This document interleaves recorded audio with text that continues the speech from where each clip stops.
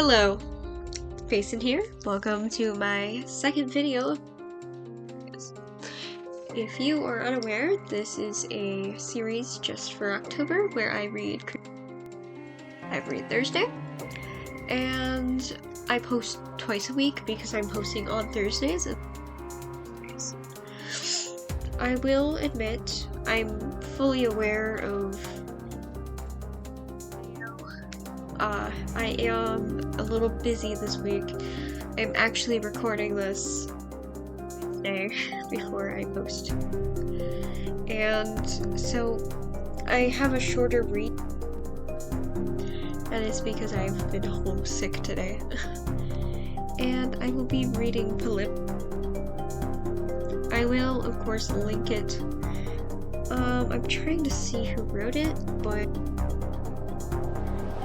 gave the thing. Yeah, the credit's anonymous. So.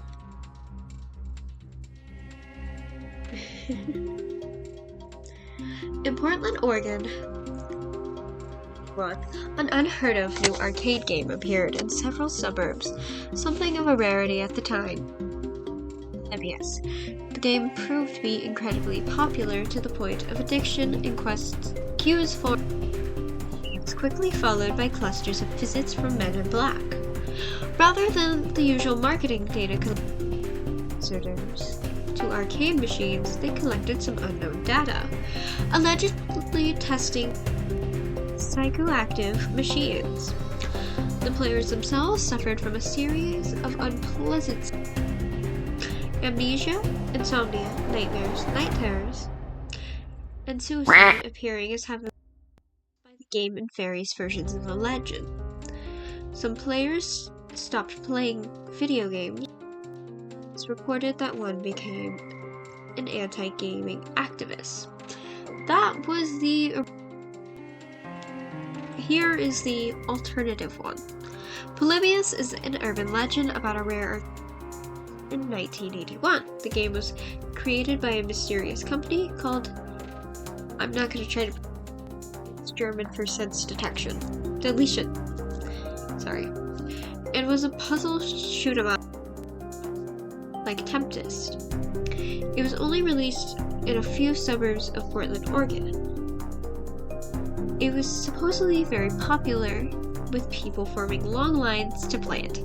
However, strange things about the game, such as hearing a woman crying and seeing a grotesque faces out of the corner of their eye. Players would also have nightmares, experienced nausea, headaches, blackouts, or even some even committed suicide. Others stopped playing the video game altogether and became an anti-video game activist. According to the one owner of an arcade, men wearing come to collect records from the game.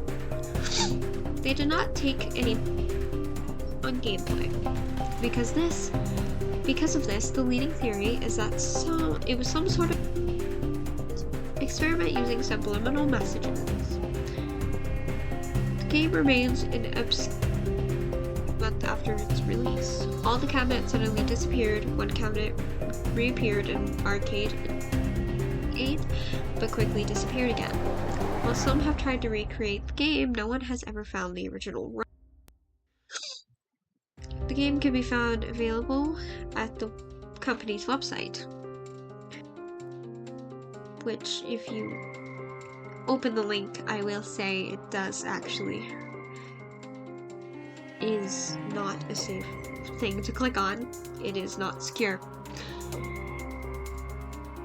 Since its urban legend flowered into the phenomenon that is now, there have been many of the Polybius game, as well as a few short videos about it. The screenshot.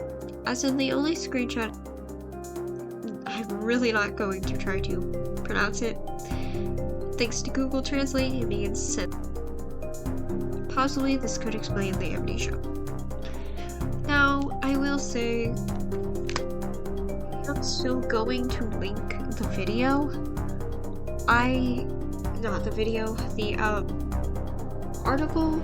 I will say this is credited as anonymous, so mind who created it, like the story.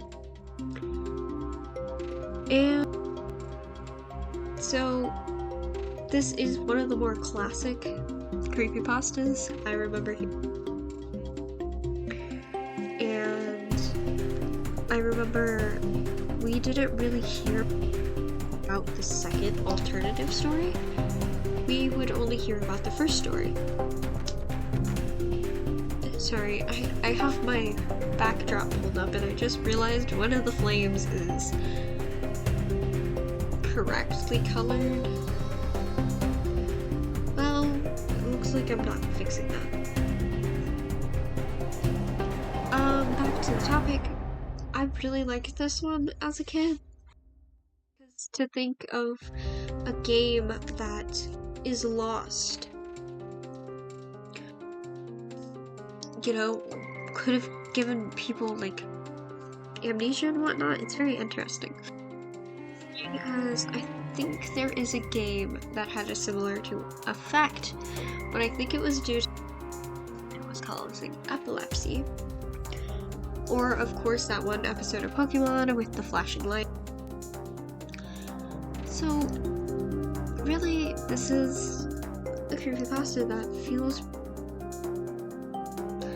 Now, I'm gonna stop rambling, and in the video here, I know it's shorter than my usual, but, you know, it's alright.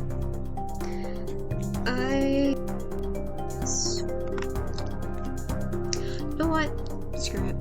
Like, subscribe, comment, whatever, because while, if you interact, it is good for my channel. I'm not going to now. Farewell, and I will see you for another horror story.